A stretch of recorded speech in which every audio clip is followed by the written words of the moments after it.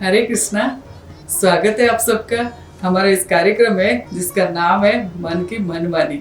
देखिए, मन जब अपनी मन की करने लगता है और शास्त्र की और हमारी जो धर्म ग्रंथ है उसके हिसाब से नहीं चलता है और जो उसको सुख मिले, उसकी मन को सुख मिले और जो इंद्रिय सुख है उसके पीछे अपनी मनमानी करने लगता है तो इंसान को कष्ट मिलता है। तो हमें फिर कष्ट मिलता है क्योंकि मन की मनमानी के कारण। तो इसीलिए मन की मनमानी से बचने का उपाय क्या है? देखिए, मन की मनमानी से बचने का भी उपाय है और बहुत ही सरल उपाय है। मन को भगवान की चरण में लगाओ। मन जो है इधर उधर भागता है। देखिए, अर्जुन ने भी बोला है कि मन को आयत करना मुश्किल ही नहीं नामुमकिन है, तो भगवत गीता में। लेकिन कृष्ण क्या कहते हैं? श्री कृष्ण कहते हैं कि जब तुम अभ्यास करोगे अर्जुन, तुम मन को आयत में कर सकते हो। तो ये जो मन है ये बेशक इधर उधर भागता है और जो करने वाला काम है उसमें नहीं लगता, जो अच्छा काम है उसमें नहीं लगता। इंद्रिय तृप्ति में इंद्रियों के साथ हो जाता है और उसको और बढ़ावा देता है। तो हम अगर इंद्रिय तृप्ति करने लगते हैं ना, फिर वो और मांगने लगता है और इसका कोई अंत ही नहीं है। लेकिन जब हम इसी मन को भगवान की शरण में लगा देते हैं, भगवान के चरण कमल में लगा देते हैं, तो ये फिर इधर उधर नहीं भागता है और शांत हो जाता है। क्यों?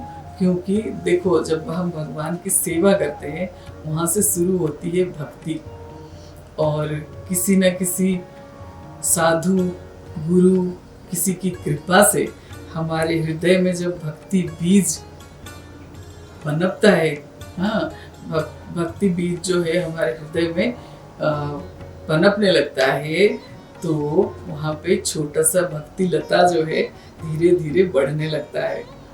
और जब हम भगवान की कीर्तन भजन और लीला श्रवण ये सब करने लगते हैं तो धीरे धीरे धीरे साधु संग इसके साथ साथ धीरे धीरे धीरे हमारा मन जो है भगवान में लगने लगता है, रमने लगता है।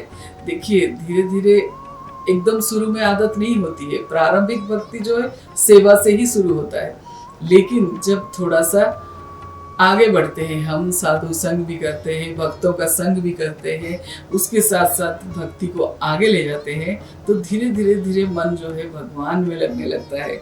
जैसे एक युवती का एक युवक के तरफ आकर्षण होता है और जो युवक का युवती के तरफ आकर्षण होता है, दोनों एक दूसरे में रमण करते हैं। जब उस तरह के भाव आ जाए, भगवान की तरफ हमारी भाव ऐसे हो जाए कि बिना भगवान के हम कुछ सोच ही ना पाए, तो समझ लीजिए कि आप भक्ति में बहुत अच्छे स्तर में पहुंच गए हैं। और उस टाइम हमें मन को पकड़ने की जरूरत ही नहीं है।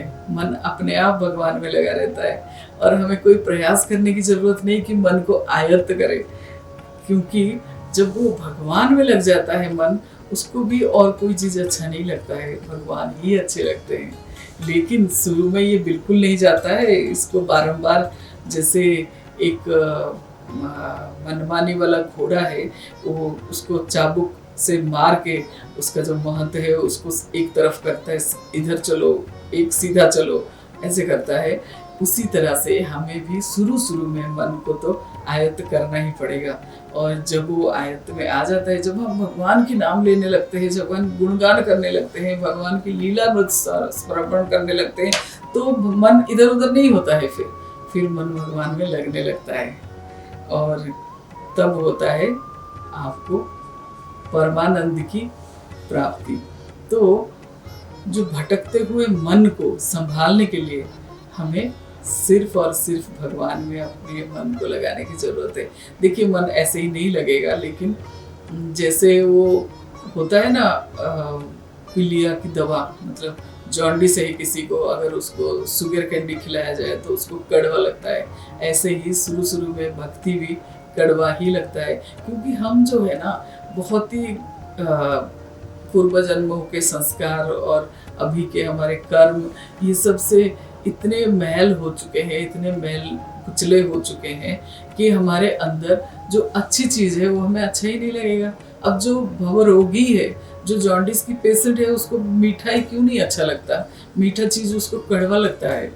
तो ऐसे ही हम जो भवरोगी है, हमें ये जो इंद्रिय तृप्ति में लगे रहने की आदत है, हमें भक्ति और भगवान की चीज़ें अच्छे नहीं लगेंगे। लेकिन फिर भी हमें अगर वो चीज़ दिया जाए, देखिए कोई औषधि है, अगर उसको बिना जाने हमने खा लिया, कोई मेडिसिन है, हम उसको बिना जाने खा लिए, तो क्या वो हमारे ऊपर असर नहीं करेगा? करेगा। वो ये नहीं देखेगा कि तुम्हें पता है कि नहीं पता है, अगर तुमने खाया है तो तुम्हारे ऊपर वो असर करेगा ही करेगा। तो इसी तरह से भगवान का नाम जप जो है ना, सबसे बड़ी संपत्ति है। और जब भगवान का नाम जप करते हैं हम, चाहे वो हमें मन नहीं लग रहा है, वे मन ही कर रहे हैं, लेकिन अगर भगवान का नाम जप करते हैं तो वो उस औषधि की तरह है, उस मेडिसिन की तरह है, जो हमारे ऊपर असर करेगा ही करेगा, चाहे आपका मन लगे चाहे ना लगे।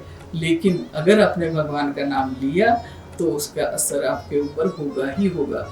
करके देखिए, थोड़े दिन में आपका हृदय ना बदल जाए तो बात करना, क्योंकि भगवान का नाम अगर आप शुद्धता से लेने लगेंगे तो 40 दिन में आपका अंतरात्मा ही बदल जाएगा, आपका हृदय ही बदल जाएगा, आपका टेस्ट बदल जाएगा, और आप खुद सोचने लगोगे कि ये चीज कौन कर रहा है, मैं तो नहीं कर रहा हूँ। मुझे तो पहले नीला रंग पसंद था, अब मुझे पीला रंग क्यों पसंद है? अब पहले मुझे वो तामसिक खाना पसंद था, भोजन जो है एकदम से तीखा और खट्टा नमक वाला, ऐसे मुझे पसंद था, और अभी मुझे ये सात्विक भोजन क्यों पसंद आ रहा है ना? तो ये बहुत ही चमत्कारी गुण है भगवान के नाम में। जब हम भगवान का नाम लेने लगते हैं, अनजाने में जानने में किसी भी तरह से, तो उसका असर हमारे जीवन पर होता ही है, और सारे मन की मनमानी वही जगह खत्म हो जाता है। और जो भक्ति लता है वो कैसे पनपता है कि ये जो लता है धीरे धीरे धीरे ऊपर ऊपर ऊपर ऐसे जाता है कि वो ब्रह्म लोक को भी भेद के और ऊपर पहुंच जाता है। ब्रह्म ज्योति से ऊपर साकेत धाम होके, ऐश्वर्य धाम होके पहुंचता है जाके गोलक धाम में और भगवान की चरण कमल में, वहां जाके वो भक्ति लता स्थिर होता है। तो तब तक के लिए भक्ति करते रहिए, और भगवान की चरण को बिल्कुल मत भूलना, अपने मन को भगवान की चरण कमल पर लगा के रखना। हरे कृष्ण।